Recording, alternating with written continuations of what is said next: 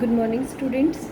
देखिए, अभी तक जो हमने पढ़ा था वो हमने ग्रामीण बस्तियों के बारे में पढ़ा, ग्रामीण बस्तियों के प्रकार पढ़े, ठीक है। उनके कौन कौन से कारक हैं, किस आधार पर उन्हें वर्गीकृत किया गया है, ये सब कुछ हम यहाँ पर पढ़ चुके हैं, ठीक है। अब जो हम पढ़ने जा रहे हैं वो हम पढ़ेंगे यहाँ पर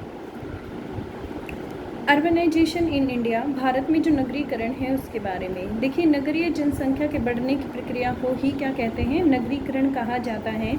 जब नगरों की जनसंख्या डे टू डे जो इंक्रीज़ हो रही है आज के टाइम पे, तो उनको हम क्या कहेंगे, उसी को हम नगरीकरण कहते हैं, प्रोसेस ऑफ अर्बनाइजेशन। नगरीय जनसंख्या 3 प्रकार से बढ़ती है। पहली चीज़ प्राकृतिक वृद्धि से, जन्म दर की वजह से, बर्थ रेट की वजह से। सेकंड, गांव से नगरों की ओर प्रवास। और थर्ड जो है किसी ग्रामीण क्षेत्र के नगरीय घोषित हो जाने से। अब देखिए, नगरीकरण के स्तर का माप कुल जनसंख्या में नगरीय जनसंख्या के रूप में किया जाता है। देखिए, नगरीकरण के लेवल ऑफ अर्बनाइजेशन किस तरीके से किया जाता है, जो वहाँ की टोटल पॉपुलेशन होगी, ठीक है, उस टोटल पॉपुलेशन के अकॉर्डिंग किया जाता है। भारत में नगरीकरण के लंबे इतिहास के बावजूद यहाँ नगरीकरण का स्तर कम है। देखिए, काफ़ी समय से पहले जब मैं हड़प्पा सिविलाइजेशन की बात करती हूँ, ठीक है, हड़प्पा सभ्यता की बात करती हूँ, तो उस टाइम पे भी हमारे पास कुछ प्राचीन नगर थे, ठीक है। तो उन प्राचीन नगरों के, और हड़प्पा सिविलाइजेशन आप कह सकते हैं कि 2500 से 3000 BC, दैट मीन्स 4 से 5000 पुरानी सभ्यता है, ठीक है। और इतनी पुरानी सभ्यता में भी नगर थे, उसके बावजूद जो है भारत में नगरों की संख्या जो है वह कम है। भारत में नगरीकरण का स्तर जो है वह 27.8 था, जो विकसित देशों की तुलना में कम है, ठीक है। विकसित देश, जो डेवलप कंट्री की बात करूँ, आप जानते हैं जो भारत है वह एक विकासशील देश है।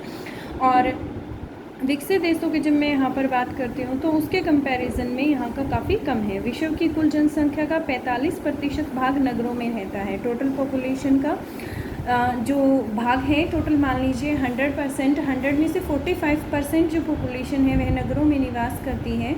1901 में भारतीय जनसंख्या जो है वह 2.5 करोड़ थी, बढ़कर 2011 में 11 गुना अर्थात 27.11 करोड़ हो गई। और विगत 100 वर्षों में भारत का नगरीय जनसंख्या 15 गुना बढ़ी है। इस अवधि में नगरों की संख्या भी 1827 से बढ़कर कितनी हो गई है, 7935, अर्थात हम इसे क्या कह सकते हैं, ये पहले के कंपैरिजन में जितनी थी उसकी कितनी हो गई है, 4 गुना हो गई है। नगरीय जनसंख्या की तीव्र वृद्धि का कारण ग्रामीण लोगों का नगरों की ओर प्रवास करना है। देखिए, जो ग्रामीण लोग होते हैं, प्रवास मैंने आपको चैप्टर पढ़ाया था, प्रवास में मैंने आपको बताया था प्रवास के बहुत सारे रीज़न हो सकते हैं। एम्प्लॉयमेंट की बेटर अपॉर्चुनिटी के लिए, हेल्थ जो सुविधाएं हैं, स्वास्थ्य से संबंधित सुविधाएं हैं, शिक्षा से संबंधित उच्च शिक्षा की प्राप्ति के लिए प्राय जो लोग हैं ग्रामीण इलाकों से नगरीय इलाकों की तरफ प्रस्थान करते हैं। और इसकी वजह से भी क्या है, नगरीय जनसंख्या जो है वह बढ़ती जा रही है। नगरीय जनसंख्या की वृद्धि और नगरीकरण में 2 प्रक्रियाओं ने सार्थक भूमिका निभाई है। नगरीय केंद्रों का विवर्धन और नए नगरों का आविर्भाव, नए नगरी जो अभी बनते जा रहे हैं। अब नेक्स्ट हम बात करेंगे, नेक्स्ट टॉपिक है हमारा नगरों का वर्गीकरण। नगरों का वर्गीकरण अनेक आधारों पर किया जाता है, जिनमें से 2 सर्वाधिक प्रचलित हैं। सबसे पहला जो है वह है पॉपुलेशन साइज और दूसरा है प्रकारों के आधार पर, ठीक है, जनसंख्या आकार के आधार पर। अब जो मैंने आपको 2 फैक्टर बताए, फर्स्ट मैंने आपको पॉपुलेशन साइज़ बताया, तो यहाँ से देखिए, जब मैं पॉपुलेशन साइज़ की बात कर रही हूँ तो उसके आधार पर नगरों को किस प्रकार से विभाजित किया गया है वो हम यहाँ देख लेते हैं। भारत की जनगणना जनसंख्या आकार के आधार पर नगरों को 6 वर्गों में बांटती हैं, और ये जो तालिका है वह आपको नीचे दी गई है, ठीक है। 6 वर्गों में किस तरीके से देखती हैं, देखिए ये आपको दे रखा है कि जनसंख्या का आकार जो है वह 1 लाख से अधिक है, ठीक है, 50,000 से 99,999 तक है। फिर नेक्स्ट जो है 20,000 से 49,000। Fourth one is 10,000 to 19,999, 5,000 to 9,999, 5,000 से जो कम है, ठीक है, इनकी आपको संख्या दे रखी है कि कितने नगर ऐसे हैं। फिर उसके बाद इनकी जनसंख्या जो है वह करोड़ों में दे रखी है। कुल प्रतिशत दे रखा है, नगरीय प्रतिशत कितना है, और इनमें जो वृद्धि हुई है जनसंख्या की वह कितनी दी गई है, ठीक है। जनसंख्या के आधार पर इनको 6 तरीके से विभाजित किया गया है। भारत में नगर का आकार 388 व्यक्ति वाला वासना बोरसद औद्योगिक अनुसूचित क्षेत्र से लेकर 1.6 करोड़ की जनसंख्या वाला ग्रेटर मुंबई तक है। देखिए जो आपको दिया गया है, जिसकी सबसे कम जनसंख्या है वह कौन सा एरिया है, वासना बोरसद औद्योगिक अनुसूचित क्षेत्र है। और ग्रेटर मुंबई की बात करें तो वहाँ की जो पॉपुलेशन है वह सबसे ज़्यादा है। 1 लाख से कम जनसंख्या वाले नगरों को क्या कहा जाता है, कस्बा कहा जाता है। और 1 लाख से अधिक जनसंख्या वाले नगरीय केंद्र को नगर अथवा प्रथम वर्ग का नगर कहा जाता है। 10 लाख से 50 लाख की जनसंख्या वाले नगरों को महानगर कहा जाता है। और 50 लाख से अधिक जनसंख्या वाले नगरों को मेगा सिटीज़ या मेगा नगर कहा जाता है। आपको पता होना चाहिए कि कस्बा कौन सा होता है। कस्बा देखिए जिसकी जो जनसंख्या है वह 1 लाख से कम है, उसे क्या कहा जाता है, कस्बा कहा जाता है। नगरीय केंद्र किसे कहेंगे, जिसकी जो जनसंख्या है वह 1 लाख से अधिक है। ठीक है, एक पॉइंट हो गया यहाँ से, सेकंड पॉइंट हो गया यहाँ से। अब थर्ड पॉइंट यहाँ पे क्या कहता है, जिसकी जो जनसंख्या है वह 10 लाख से 50 लाख के बीच में है, उसे क्या कहा जाता है, महानगर कहा जाता है। और 50 लाख से अधिक जो जनसंख्या होती है उसे मेगा सिटीज़ कहा जाता है। अधिकांश महानगर और मेगा नगर नगरीय संकुल हैं और एक नगरीय संकुल में निम्नलिखित 3 संयोजकों में से किसी एक का समावेश होता है। क्या समावेश होता है, एक नगर या उसका संलग्न विस्तार या बहिर्बद। सेकंड क्या है, विस्तार सहित अथवा विस्तार रहित दो अथवा अधिक आपस में सटे हुए नगर। फिर उसके बाद थर्ड क्या कहता है, एक नगर अथवा उसे सटे हुए एक से अधिक नगरों और उनके क्रमिक विस्तार। नगरीय विस्तार के कारण रेलवे कॉलोनियाँ, विश्वविद्यालय परिसर, पतन क्षेत्र, सैन्य छावनी इत्यादि हैं। ये सभी विस्तार शहर या नगर से संलग्न गांव की राजस्व सीमा में अवस्थित हैं। तालिका 4.2 है वो आपको दी गई है, उसमें क्या क्या है देख लेते हैं एक बार।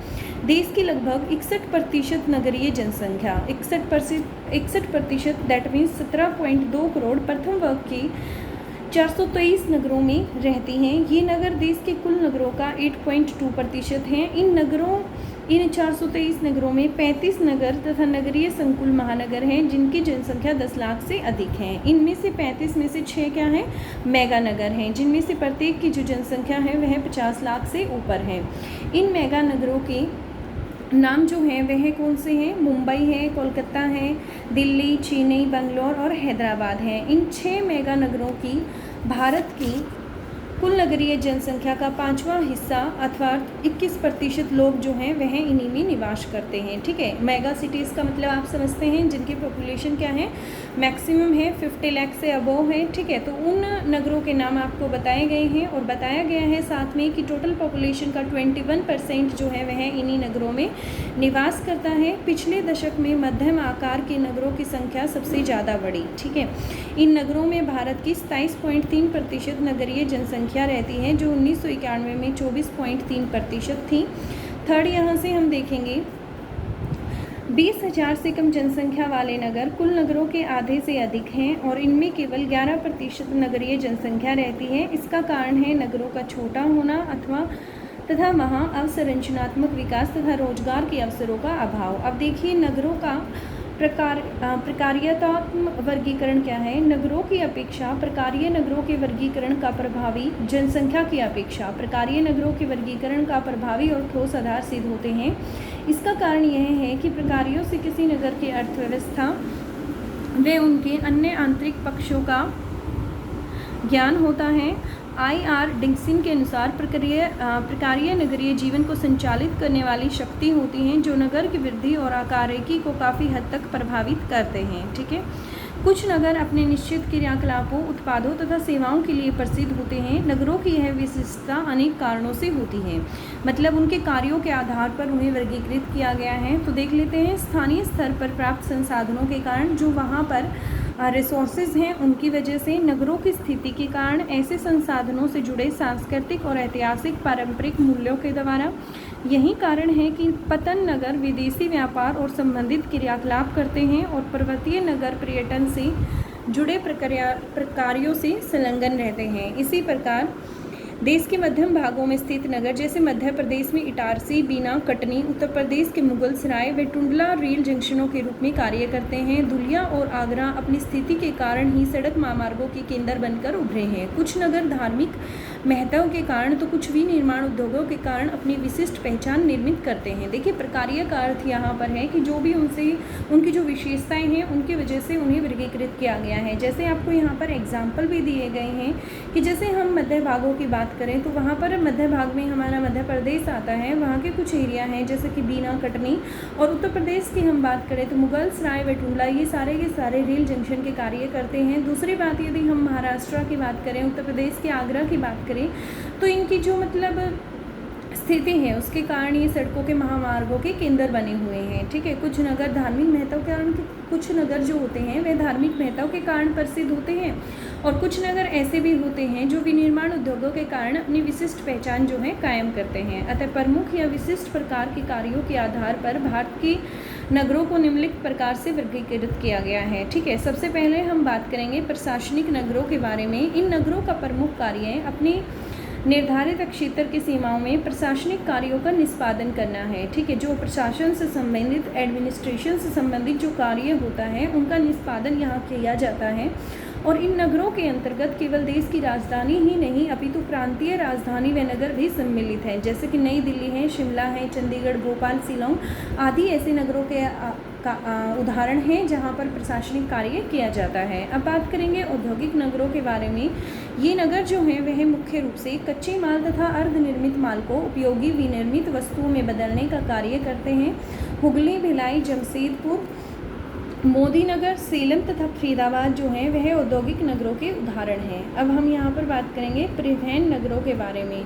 परिवहन नगर देखिए जहाँ समुद्री मार्ग हो सकते हैं, रेल मार्ग हो सकते हैं, सड़क मार्ग हो सकते हैं, जल मार्ग हो सकते हैं। ठीक है, परिवहन का मतलब आप समझते हैं मोड ऑफ ट्रांसपोर्ट की यदि हम बात करें, समुद्र के द्वारा किया गया है, रेल के द्वारा किया गया है, सड़क के द्वारा किया गया है, तो ये सारे के सारे परिवहन के केंद्र होंगे। ठीक है, इसमें कुछ एग्जाम्पल्स आपके सामने दिए गए हैं।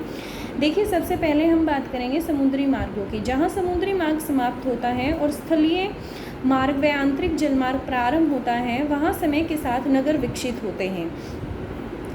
हो जाते हैं। ऐसे नगरों में माल को चढ़ाने व उतारने व उनके भंडारण का काम जो है मुख्यतः किया जाता है। कांडला, कोची, कालीकट, विशाखापट्टनम, मुंबई, कोलकाता व चेन्नई आदि इसी प्रकार के नगर हैं। फिर उसके बाद यहाँ पर हम रेल मार्ग की बात करते हैं। जहाँ रेल मार्ग समाप्त हो व आगे सड़क मार्ग में छोटी रेल लाइन जाती हो, वहाँ भी नगरों का विकास होता है। हिमालय की तलहटी में अनेक नगरों का विकास हुआ है, जैसे कि जम्मू, कालका, ऋषिकेश, कोटद्वार, टनकपुर व काठगोदाम। ठीक है, अब थर्ड यहाँ हम बात करेंगे जहाँ अनेक बड़े सड़क मार्ग अथवा रेल मार्ग आकर मिलते हों, वहाँ भी नगरों का विकास होता है। जैसे कि आप रेवाड़ी की बात कर सकते हैं, मुगलसराय की बात कर सकते हैं। मुगलसराय कहाँ पर स्थित है? मुगलसराय जो है उत्तर प्रदेश में स्थित है। और उसके बाद कुछ आंतरिक परिवहन के केंद्रों की बात करेंगे, जैसे धुलिया है, आगरा, मुगलसराय, इटारसी, कटनी आदि परिवहन के केंद्र के रूप में विकसित हुए हैं। अब फोर्थ जो है हमारा वह व्यापारिक एवं वाणिज्यिक नगर है। फिफ्थ हमारा खनन नगर है। सिक्स हमारा शैक्षणिक नगर है। ठीक है, फिर हमारे पर्यटन से संबंधित जो नगर हैं, छावनी जिन्हें आप कैंटोनमेंट टाउन्स बोल सकते हैं या पर्यटन नगर बोल सकते हैं। ठीक है, जो अपनी अपनी विशेषताओं के कारण प्रसिद्ध हैं। तो देखिए, व्यापारिक एवं वाणिज्य नगर देख लेते हैं। औद्योगिक क्रांति से पहले नगरों का विकास का प्रमुख आधार तथा वाणिज्य ही है, लेकिन आज भी कुछ ना कुछ व्यापार सभी नगर करते हैं। रेटजल के अनुसार व्यापार और वाणिज्य किसी भी नगर की आत्मा होती है। ऐसे नगर की कल्पना ही नहीं की जा सकती जहाँ किसी प्रकार का व्यापार ना हो। व्यापारिक तथा वाणिज्य नगर वस्तुओं के क्रय तथा विक्रय में विशिष्टता प्राप्त कर लेते हैं। कोलकाता, मुंबई, सहारनपुर, स्थाना, दिल्ली ऐसे नगरों के प्रमुख उदाहरण हैं। अब बात करेंगे खनन के बारे में। खनन कार्यों में विशेषता प्राप्त करने वाले भारत के प्रमुख नगर कौन से हैं? देखिए, जहाँ पर माइनिंग वगैरह है, ठीक है, खदानें खोदी जाती हैं, तो वो जो एरिया हैं वो अपनी खनन प्रक्रिया के कारण प्रसिद्ध हैं। तो ऐसे एरिया की यदि हम बात करें, रानीगंज, सिरिया, डिगबोई, अंकलेश्वर, सिंगरौली इत्यादि हैं। शैक्षिक की यदि हम बात करें तो जहाँ पर शैक्षिक कार्यों की प्रधानता रहती है, जैसे कि रुड़की है, वाराणसी, दिल्ली, अलीगढ़, पिलानी, रोहतक, कुरुक्षेत्र इत्यादि सम्मिलित हैं। धार्मिक व सांस्कृतिक की बात करें तो अमृतसर है, मथुरा है, वृंदावन, हरिद्वार है, मदुरई है, तिरुपति ये हैं जो ये धार्मिक व सांस्कृतिक नगरों के उदाहरण हैं। पर्यटन क्षेत्रों की हम बात करते हैं तो जैसे कि कुल्लू है, मनाली है, शिमला, नैनीताल, माउंट आबू, बहुत सारे हो सकते हैं पर्यटन नगर। अब उसके बाद हम छावनी नगर की बात करते हैं। छावनी नगर कौन कौन से हैं हमारे? अम्बाला है, जालंधर है, महू है, बबीना है, मेरठ है, हिसार है, ये सभी के सभी क्या हैं? छावनी नगरों के उदाहरण आपके सामने दिए गए हैं। ठीक है, आपका ये चैप्टर कंप्लीट हो गया है और नेक्स्ट टाइम कल हम इसके क्वेश्चंस करेंगे और उससे नेक्स्ट डे हम इसका टेस्ट लेंगे। ठीक है, अब देखिए इंग्लिश मीडियम स्टूडेंट्स,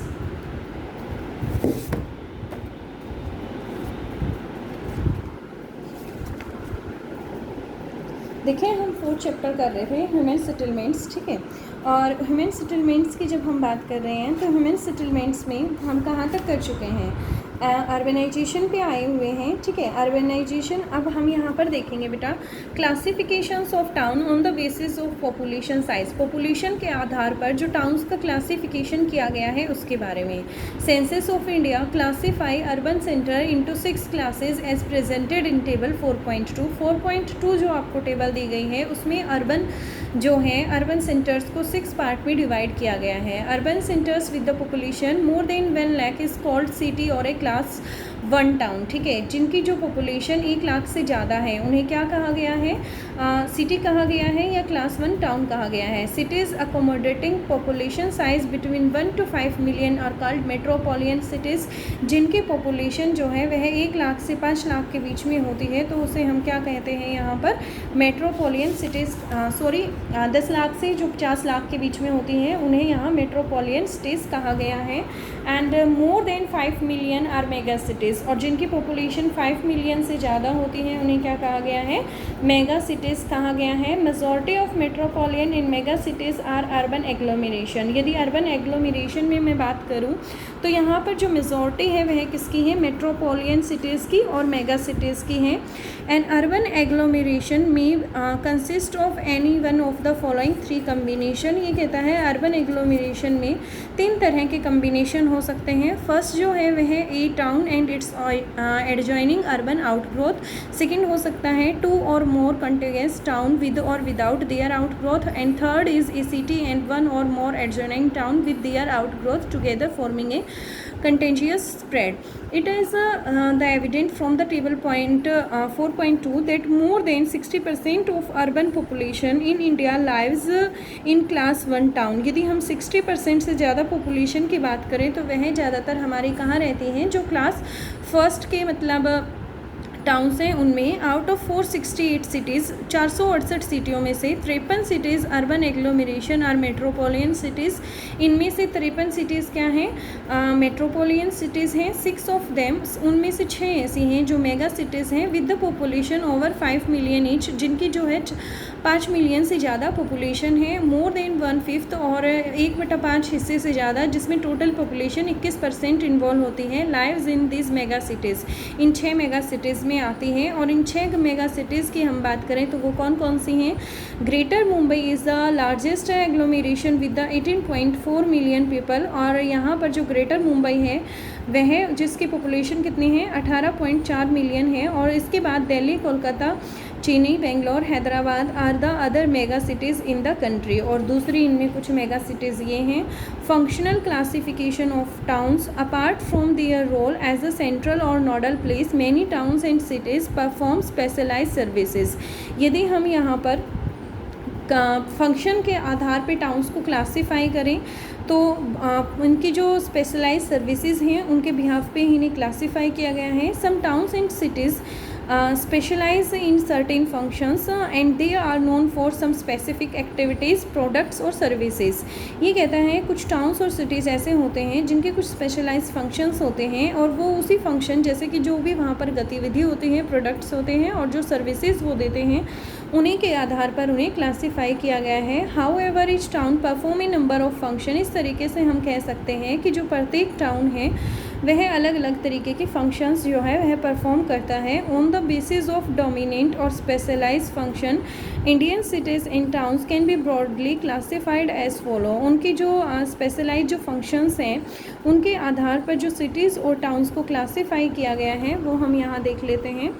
देखिए, सबसे पहले हम बात करेंगे यहाँ पर एडमिनिस्ट्रेटिव टाउन्स एंड सिटीज़ की, जहाँ पर हमारा एडमिनिस्ट्रेशन प्रशासन से संबंधित जो भी कार्य संपन्न होता है उनके बारे में। तो ऐसे सिटीज़ के एग्जांपल हम यहाँ देख लेते हैं। Towns supporting administrative headquarter of higher order are administrative towns such as Chandigarh, New Delhi, Bhopal, Shillong, Guwahati, Imphal, Srinagar, Gandhinagar, Jaipur, Chennai et cetera. ठीक है, यहाँ पर जो इंक्लूड किया गया है, included capital of India and also the capital of the states. ठीक है, they are the administrative headquarter. और फिर उसके बाद हम बात करते हैं इंडस्ट्रियल टाउन्स के। इंडस्ट्रियल टाउन जहाँ पे उद्योगों की स्थापना की गई है। ठीक है, और या ये हम कह सकते हैं कि जो वो एरिया है, जो वह क्षेत्र है, उनका जो प्राइम मोटिव है वो क्या है, इंडस्ट्री ही है, तो उन्हें हम इंडस्ट्रियल टाउन्स कहते हैं। Such as Mumbai, Salem, Coimbatore, Modinagar, Jamshedpur, Hooghly, Bhilai et cetera. Transport cities की बात कर लेते हैं। ट्रांसपोर्ट सिटीज़ की जब हम बात करेंगे तो यहाँ पर हम देखेंगे जहाँ से हमारा मैक्सिमम ट्रांसपोर्ट होता है, like as by the train, ठीक है, बाय द रोड, या फिर जो इंटरनल जो पानी में जो हमारा ट्रांसपोर्ट हो रहा है उसके बारे में। तो देखिए, जैसे कि हमारे यहाँ पर Kandla, Kochi, Kozhikode, Visakhapatnam, hubs of inland transport जो है वह आगरा है, धुलिया है, मुगलसराय है, इतरासी और कटनी एटसेट्रा। अब उसके बाद commercial towns, Kolkata, Saharanpur, Satna are examples. Mining towns जहाँ पर माइंस वगैरह हैं, रानीगंज है, झरिया है, डिगबोई, अंकलेश्वर, सिंगरौली, ये सारे के सारे। और अब गैरिसन कैंटोनमेंट टाउन्स की बात करते हैं। दीज टाउन्स एमर्ज्ड एक गैरिसन टाउन्स अम्बाला है, जालंधर है, माऊ है, बबीना और उधमपुर है। ठीक है, क्लियर हो गया आपको इतना। एजुकेशनल टाउन की बात करें, जहाँ पर शैक्षणिक शिक्षा से संबंधित जो चीज़ें हैं या एजुकेशन के जो सेंटर हैं वो कौन कौन से हैं, रुड़की, वाराणसी, अलीगढ़ है, पिलानी, हैदराबाद है। रिलीजियस की बात करें तो अमृतसर है, मथुरा, वाराणसी, अजमेर है, पुष्कर है, तिरुपति है, Kurukshetra, Haridwar, Ujjain came to prominence due to their religious cultural significance. अब बात करते हैं टूरिस्ट टाउन की। टूरिस्ट टाउन जहाँ पर पर्यटक जो हैं उनका जो सेंटर पॉइंट है वो कौन कौन से हैं।